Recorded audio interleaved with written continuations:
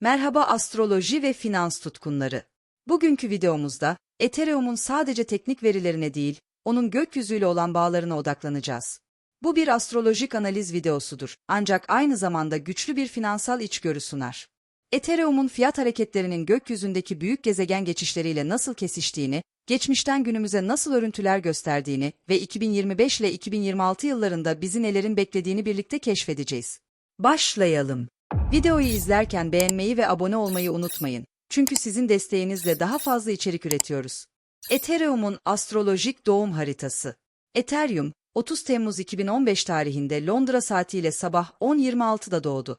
Bu tarih ve saat, Ethereum'un blok zincirinde ilk kez kayda geçtiği an olarak kabul edilir. Yani bir nevi onun doğum anıdır. Astrolojik olarak bu anda Güneş Aslan burcundaydı. Bu, Ethereum'un liderlik ve sahnede olma arzusunun sembolüdür. Aslan burcu, merkeziyetçilikle ilişkilidir. Bu da Ethereum'un hem merkeziyetsizliği destekleyen ama aynı zamanda teknoloji liderliği iddiasını sürdüren yapısına çok uygundur. Ay, Koç burcundaydı.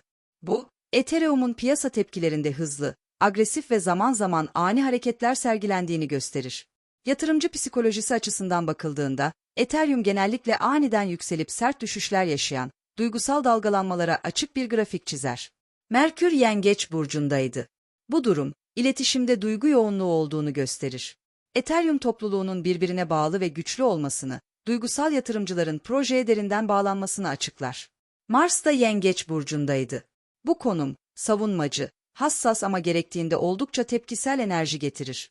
Ethereum'un sık sık eleştirildiği anlarda hızla geliştirme yapması veya savunma pozisyonuna geçmesi bu Mars konumuyla açıklanabilir. Jüpiter Aslan burcundaydı. Büyük fikirler, vizyonlar ve gösterişli büyüme arzusu Ethereum'un DNA'sına işlenmiş durumda. Ancak bu büyüme zaman zaman spekülatif köpüklere de neden olabilir. Satürn ise Yay burcundaydı. Bu da Ethereum'un uzun vadede global sistemlerde yapı kurma ve felsefe altyapıya sahip bir teknoloji olarak var olma çabasını simgeler.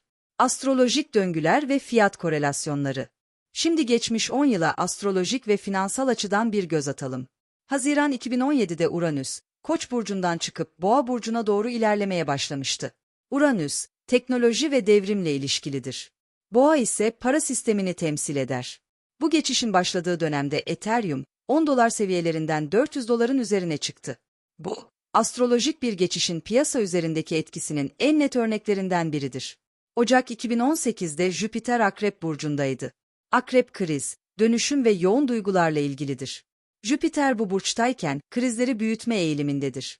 Ethereum bu dönemde ciddi bir düşüş yaşadı. Bu, balonun patladığı dönem olarak da bilinir. 2020 sonunda ve 2021 baharında Satürn Kova burcuna geçti ve Uranüs Boğa'dayken aralarında bir kare açı oluştu. Bu zorlayıcı açı, mevcut sistemlerin kırılması ve yeninin inşası anlamına gelir. Ethereum bu dönemde $4.000 seviyesine kadar çıktı. Kurumsal yatırımcılar, NFT'ler ve DeFi projeleri Ethereum ağına yoğun ilgi gösterdi. Kasım 2021'e geldiğimizde, Mars ve Venüs'ün zorlu konumları sert bir düşüşe neden oldu. Ethereum $4.800 seviyesinden hızlıca gerilemeye başladı. Bu dönem, duygusal yatırım kararlarının ve piyasa paniklerinin arttığı bir dönemdi. Mart 2023'te Satürn Balık burcuna geçti. Bu, maneviyatın ve vizyonun maddesel yapılarla birleştiği bir dönemi işaret eder. Ethereum bu dönemde nispeten dengeli bir toparlanma yaşadı. Özellikle Layer 2 çözümleri ve sürdürülebilirlik projeleri bu geçişle öne çıktı. 2025 ve 2026, neler bekleniyor? Önümüzdeki dönemler Ethereum için oldukça kritik. Kasım 2024 ile Ocak 2025 arasında Plüton Kova burcuna kalıcı olarak geçiyor. Plüton büyük dönüşümleri, Kova ise teknolojik ve toplumsal devrimleri temsil eder. Bu geçiş, Ethereum gibi merkeziyetsiz projeler için yeni bir çağın başlangıcı olabilir. Ethereum'un liderliği bu dönemde ciddi şekilde pekişebilir. Ağustos 2025 ile Ekim 2025 arasında Jüpiter ve Uranüs arasında uyumlu bir 60'lık açı oluşacak. Bu açı, beklenmedik ama olumlu gelişmeleri destekler. Özellikle teknoloji yatırımları, yeni fonlamalar ve regülasyonlarla ilgili olumlu adımlar bu dönemde gelebilir. Ethereum fiyatının yeniden $4.000 üzerine çıkması bu dönemde mümkün. Kasım 2025'te Plüton'un Kova burcunda sabitlenmesiyle birlikte Ethereum gibi projelerin sistemik kabulleri artabilir. Yani Ethereum sadece bir kripto para değil, sistemlerin altyapısı olarak görülmeye başlanabilir. Mart 2026'da Satürn Koç burcuna geçiyor. Bu geçiş, kararlılık ve liderlik isteyen bir dönem başlatır. Ethereum'un teknik anlamda üstünlüğünü göstermesi gereken bir zamana gireriz. Aynı zamanda rakip projelerle kıyaslamalar artar. Ancak Haziran 2026'da Uranüs ile Mars arasında oluşacak kare açı, dikkat edilmesi gereken bir dönemdir. Bu dönemde ani fiyat düşüşleri, büyük hacker saldırıları veya regülasyon krizleri yaşanabilir. Kar realizasyonu yapılması veya portföy yeniden yapılandırılması açısından kritik olabilir. Korelasyonun gücü.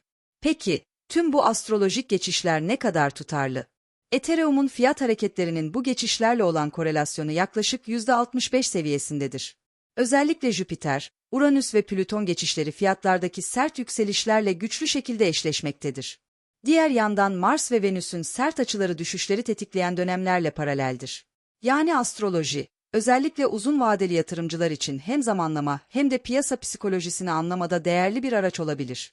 Ethereum'un hikayesi sadece bir yazılım ya da finansal ürün değil. Bu hikaye, aynı zamanda gökyüzünün dilini de taşıyan bir arketiptir. Aslan burcunun liderliği, Uranüs'ün devrimci enerjisi, Plüton'un derin dönüşüm gücü. Tüm bu gezegenler, Ethereum'un yolculuğunu şekillendirmeye devam ediyor. 2025 ve 2026 yılları Ethereum için yalnızca teknik değil, kozmik anlamda da yeniden doğuş yılları olabilir. Eğer astrolojinin döngüsel aklına güveniyorsak, Ethereum önümüzdeki 2 yıl içinde yeniden sahneye çıkacak. Bu videoda astrolojinin verileriyle Ethereum'un tarihine ve geleceğine ışık tuttuk. Umarım bu analiz size farklı bir bakış açısı kazandırmıştır. Eğer bu tür astrofinansal analizlerin devamını istiyorsanız kanalıma abone olmayı, videoyu beğenmeyi ve düşüncelerinizi yorum olarak paylaşmayı unutmayın. Gökyüzü rehberiniz olsun. Görüşmek üzere.